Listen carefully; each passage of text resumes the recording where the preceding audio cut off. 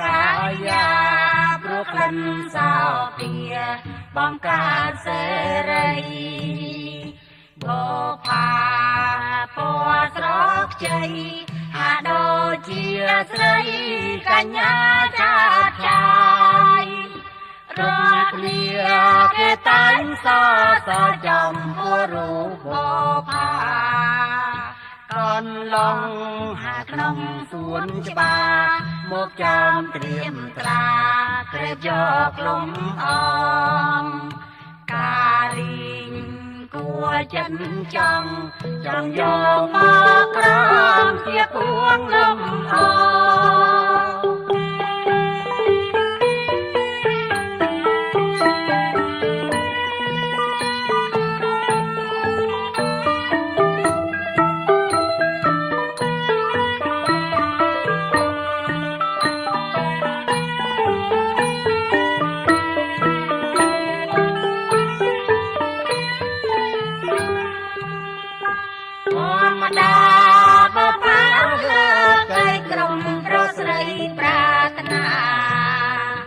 យកម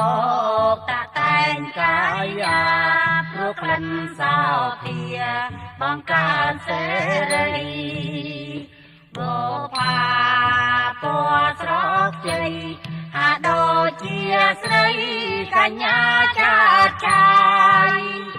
គ្រប់គ្នាគេតែងសរសើរចំពោះរូបបផាកនឡងក្នុងសួនច្បារមកចាំត្រៀមត្រាក្រេបយកលំអងការីងគួរចិត្តចង់យកមកក្រោ